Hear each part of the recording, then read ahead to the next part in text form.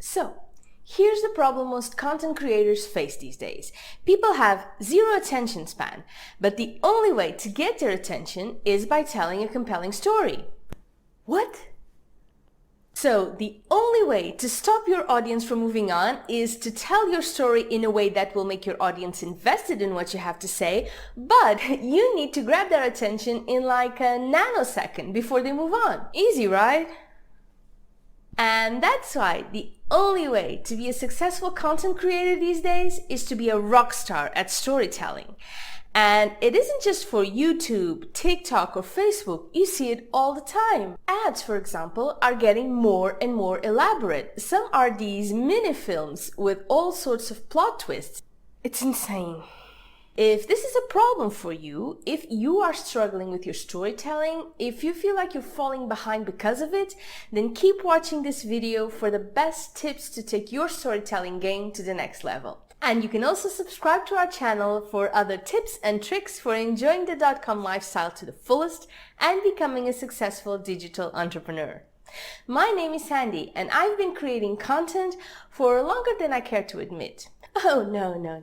I just started last week.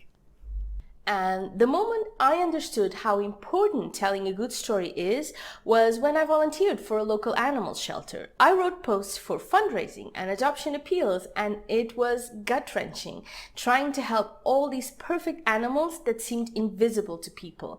The shelter was bursting at the seams, and people were liking the posts, sharing them, but we were getting very few adoption and donations. And every day we felt like the walls were closing in on us, and the anxiety was off the charts. Well, to keep a long story short, one day a cat came in that just pulled at my heartstrings so deeply. I found myself writing his story in a different, more personal way. Next day, that cat got adopted, and after him, hundreds of other animals followed over the years. My adoption rate was about 92%. It's one of my biggest achievements, but it was also an eye-opener. It made me realize that you can connect with anyone about anything as long as you tell a compelling story that makes people care. Also, the story is what people take with them. It's what remains in their memory, and the better the story, the longer it will live on because the more it will be shared. After that, I used this strategy for every story I ever told. And over the years, my blog has gone from strength to strength for that exact reason. Now, this isn't about a special talent I have or how easy it is for me to write content, although I am kind of awesome. Anyone can do it, as long as they follow some really simple rules I'm about to show you. And after that, I will share my awesome story structure that's sure to leave your audience glued to their screens for your story. The problem with most people is they can tell when they hear a good story, but being able to tell one themselves is a completely different thing. Well, after this video, you won't be one of them. So let's get started, shall we? The first thing you should know is that different is good. You know, when I wrote that adoption post, it took me a while to hit the publish button because I was so worried about how different that post was. But I did it anyway, and the rest is history. And I am pretty sure it's the same way for anyone who's ever tried something new. Just because it's never been done before, it doesn't mean it's wrong. It just means you're the first one trying it. And as far as content goes, that's a very good thing. Yes, it can go wrong, but it may also work. It may even change the way you create content. Isn't that worth the risk? It's only content after all, so be adventurous. The close second being, you need to trust your voice. I know how easy it is. You see someone being successful and want to replicate that success by copying their style. But I don't advise it. It is one thing to do some research and find out what works and what doesn't. It's a completely different thing to replace your own voice with someone else's. And by the way, you should definitely do that. Watch as many stories as you can, break them down, and identify all the different elements. You know, I've been a successful blogger for 8 years now, but we're just getting started on YouTube. So I know it's going to take me some time to find a comfortable voice for doing these videos, but that's okay. What I'm saying here is, telling a story with your own voice will always be more compelling than telling it in someone else's. Remember, you are trying to connect with your audience, and being authentic goes a long way with that. Just do you, okay? Now, a great way to speed up that nerve-wracking process of trying to find your very unique voice is practicing. If you're anything like me, you create stories in your mind all the time when you see someone on the street that caught your attention, or simply to create a theory to explain something you don't understand. Well, now you can take those stories and you tell them to yourself in front of the mirror, to your friends, your family, your dog, anyone who will listen. Practice your storytelling, see what feels good, and take notes. Soon enough, you'll have found your style, preferably without losing many friends in the process. But if that happens, they don't sound like very good friends to begin with, right? Unless you're calling them during the night to do it or stalking them. Then they're cool.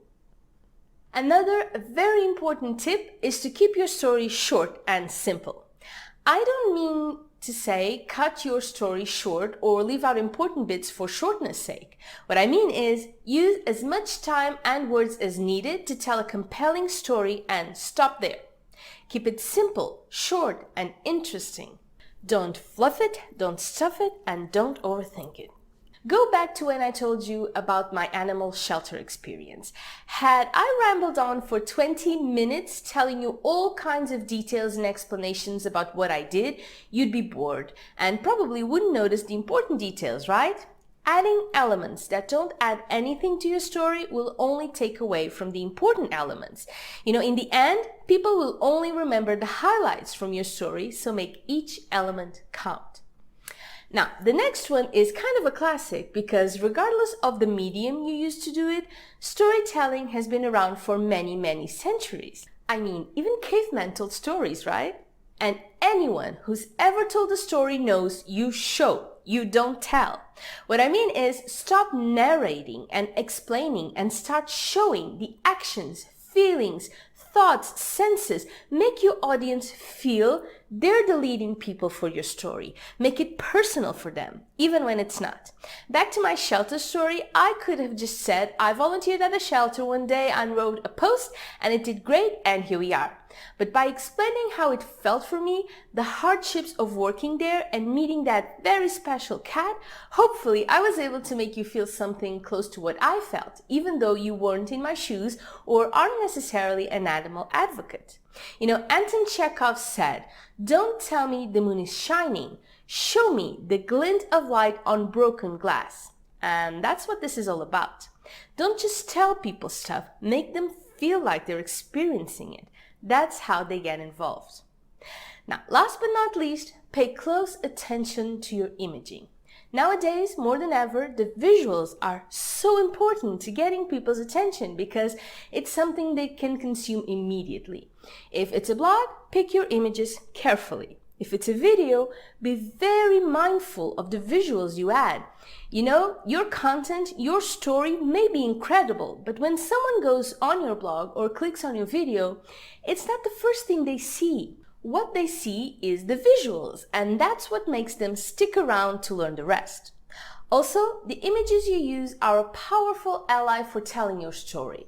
It goes a long way in creating that context of showing people instead of telling what you want them to see. If I had shown you the images of the shelter, of all those beautiful animals waiting to get seen, which I didn't because it wasn't really the point for this video, how much more personal do you think it would get for you? Probably a lot more, right? Because then you'd be seeing it, not just hearing about it. So of course, it's a completely different impact. Okay, so now let's get down to your story structure as promised. All the stories I tell, regardless of theme, duration, or purpose, follow a simple structure aimed at keeping my audience interested. And if you take a look around other people's stories, you'll probably be able to identify a lot of these elements too. And the first step is creating context for your story. Showing, not telling, is also crucial for this, and so is the imagery you use. When telling a story, you need to set the stage, and all the details count. For example, if your story is about a trip, you will want people to feel like they're there. By describing the sounds, the smells, and the surroundings, you're activating their senses and transporting your audience to that place. Often, it's as simple as providing some background facts or history that are important for the audience to understand what they're about to see. If your story is about a problem, like your dog barking 24/7, you describe the problem itself, how a person who has a dog who does that feels, the anxiety, the upset, whatever will help your audience feel the problem in order to become invested in learning how to solve it. Next, you need to make the challenge clear. What is the point of the story? Where is your end goal? Where do you hope to get by the end of it? If we're back to the trip, the goal is probably to reach the intended destination, right? If it's a dog barking problem you're trying to solve, then the challenge will be to provide the solution for that. Now, if the road is filled with obstacles or that problem isn't so easy to solve, even better. It will only make people more interested in knowing if you're able to complete that challenge. It can be something as simple as adding a deadline if it's pertinent to your story. A countdown is always a great way to add interest. Will they make it? Will they miss their deadline? Riveting. Which leads us to our next structure element, the complications. People love it when you throw a little bit of conflict into the mix. It makes them curious and at the same time more engaged because now they want to see how the conflict gets sorted or maybe even solve it themselves, like a puzzle or one of those episodes from those 300 Sherlock Holmes series you've got these days. Back to our trip example, imagine a video about a trip and it all goes smoothly from the beginning to the end. Boring. Now, imagine a trip with all sorts of obstacles, trials and tribulations. You run out of gas in the middle of the desert, you get sick, your tire blows, anything makes your mission more complicated. For the dog barking example, it can be a mistake you make when training him that makes the problem even worse. Whatever throws a wrench in that gear and makes people excited to know how you'll figure it out. After that comes the conclusion, where your story comes to an end, and I find many people tend to neglect this part. And personally, for me, as an audience, it feels incomplete, and I'm left feeling unsatisfied. You just need that closure, you know? At the beginning of your story, you set a challenge. You made clear what your goals were.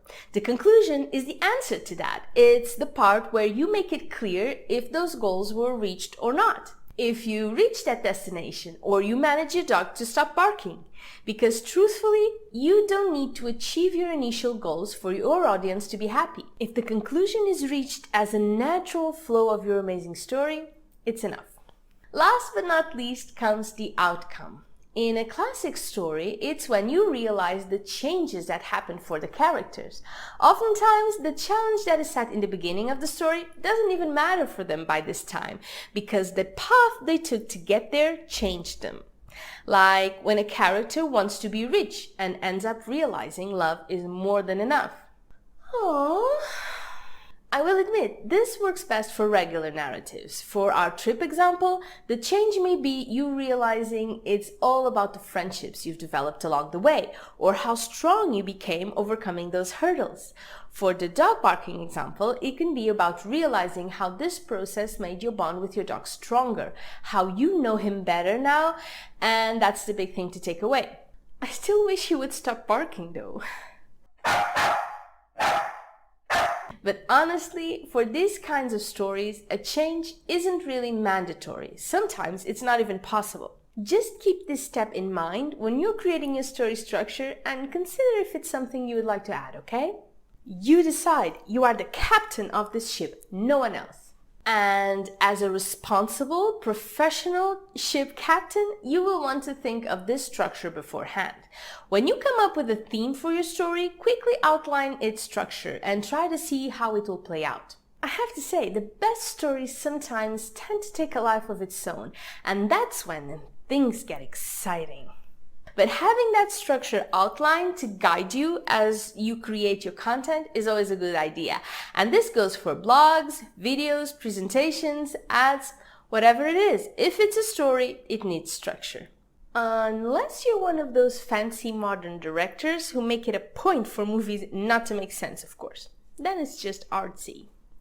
Thank you so much for watching. Hopefully, you will be inspired to create new, incredible stories of your own after this. Also, if there are any other tips you would like to add to this list, leave a comment letting me know what you think is most important for great storytelling. I would love to hear from you. That's it for me today, and I will see you for our next video. Bye bye!